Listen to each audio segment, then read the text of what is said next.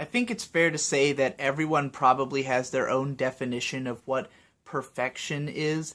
But as a society, I think there's an idea of perfection that has become very prevalent, and I've been seeing it a lot. I don't know how long it's been the case, but certainly lately in people who write reviews or who talk about works, who rank them and give scores to things, there's this idea of the perfect work. In this case, we're going to talk about anime, but the perfect anime would be one where there's no perceivable flaws and all of the different elements work together.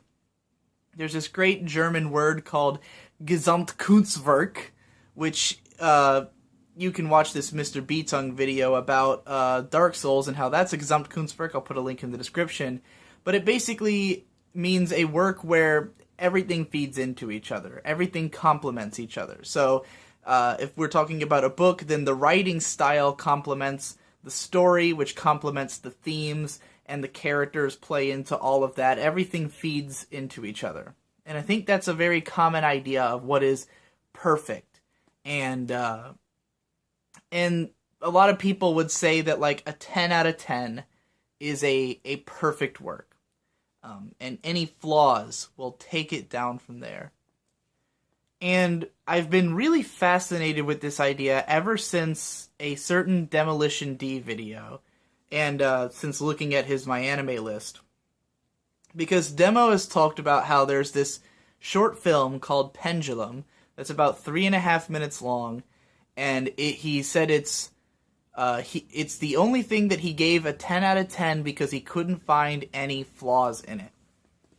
And so I watched this Pendulum short film, and indeed, there's nothing I would consider a flaw in this film. It's 3 minutes long. It tells an emotionally gripping story in those 3 minutes. A complete character arc follows a guy throughout his entire life. It's quite sad and emotional. It has great music. They just kind of set it to a Muse song. The animation and art style is very simplistic, but it conveys the message as well as it needs to. Everything feeds into each other very well. It's inventive. It's animated in a way that's not quite like anything else you'll have ever seen before.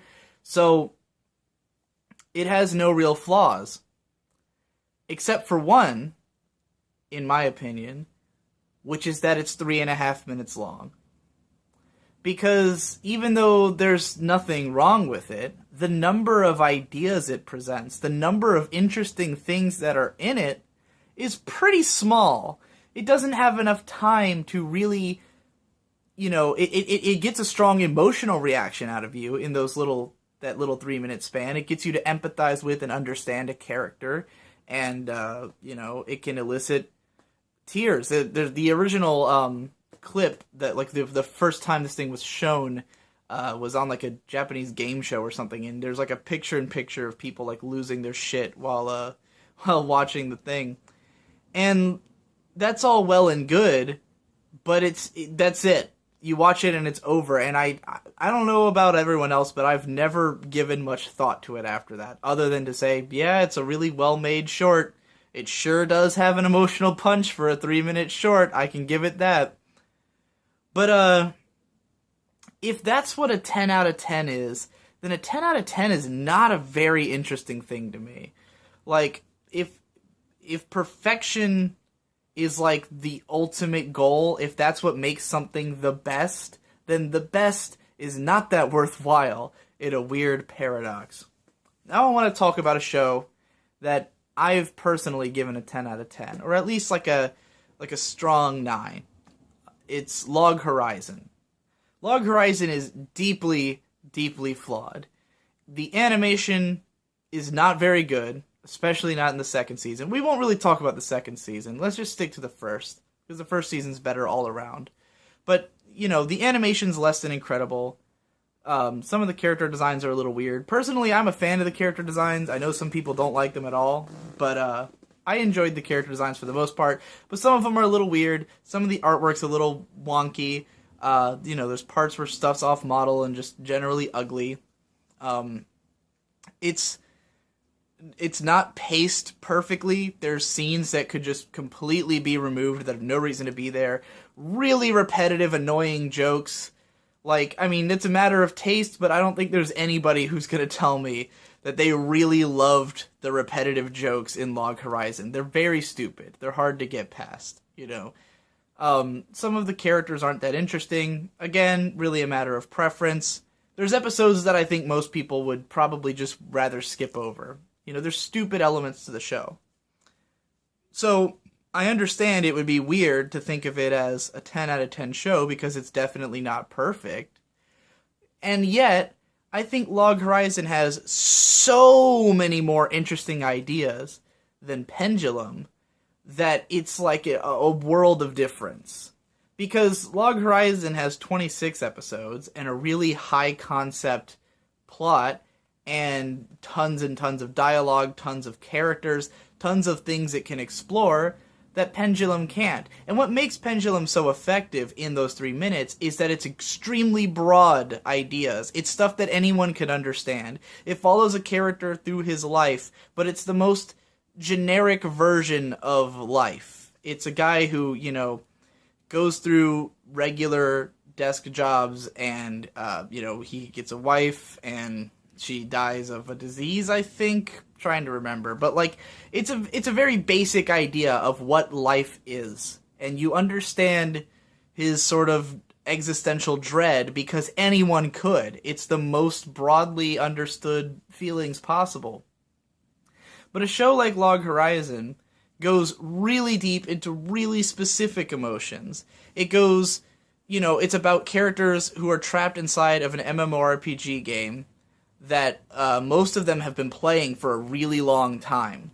And so it goes really deep into the mindset of why people play these games, how they play these games, how they would be affected by being in one of these games, how the world of the game would be affected by having people emerge into it. It has all these creative and interesting systems for how people interact with the world, what changes, and then just fun, exciting thriller elements, like where there's in the first arc an enemy, like this one guild is like evil and they start like kidnapping people and forcing them to do work thanks to the weird rules of this game, and then the main characters manipulate the weird rules of the game in their own way and come out on top of the situation. It's all stuff that like couldn't possibly happen in any other scenario but the one that this show has created. There's a scene in this show, my favorite scene, that you've probably heard me talk about if you've watched my videos about this show, where a character takes a bite out of a cheeseburger and says, "This is going to change the world." And it's one of my favorite scenes ever, because there's no other context that I can think of where that made sense. Where a character would take a bite out of a cheeseburger and say, "This is going to change the world." In the moment, it's genius. It's brilliant. It's a huge turning point in the story. It's the payoff to the entire first 7 episodes of the show. And if that happened in Pendulum, it would make no sense. Or in any show, you couldn't. What 3-minute story could have that payoff and then continue on to, you know, like even if you did create a 3-minute story that had that payoff, could you then go and have all the other payoffs the show has? It has so many different ideas, so many small moments of interesting things happening that, to me, there's just like there's a million little 10 out of 10 moments, a million little perfections, you know. There's several 3.5-minute scenes in Log Horizon that are as good as Pendulum. They might be interspersed with stupid scenes that don't matter and could totally be cut and should be cut. But to rank Pendulum higher because it doesn't have anything stupid, even though it really has one interesting idea, which is just to, be sad, in comparison to a show that is loaded with interesting ideas, seems really weird and backwards to me. And that's why I find perfection to be really uninteresting. I don't think that, like, doing everything right will get you the best show. And so it's weird to me when that's what people consider a 10 out of 10. Because to me, that's saying that it's better. You know, like saying that it's better to be that than it is to be flawed and super interesting. And I don't think that. I mean, maybe some people do. Maybe some people value that more highly. But personally, I find little value in that at all. To me, the most value is in having the most ideas. The reason that Gintama has long been one of my favorite shows, probably is my favorite show, it's just that it's been years since I've watched it, so I haven't been putting it in my top lists. But Gintama is an infinite series of ideas. Almost every episode is a totally new idea. They just keep coming up with different things, different ways to work these characters and scenarios into all these different genres. The way the show is set up is this incredibly genius way to just never run out of ideas, because they set it in feudal Japan, but it's been invaded by every alien in the known universe. So an episode can be about fucking anything. It doesn't matter. And as a result, it never exhausts all of its great ideas. And it's like, again, there's 3-minute scenes in Gintama that are as good as Pendulum in every episode, and there's 350 episodes or something like that. Infinitely better, basically. So, like, it's really weird to mark a show like that, to mark a short film like that as a 10. Gintama's a 10. Yeah, I guess that's my whole point. I just think perfection's not that interesting. And, I'd like to see more people taking up that position as well.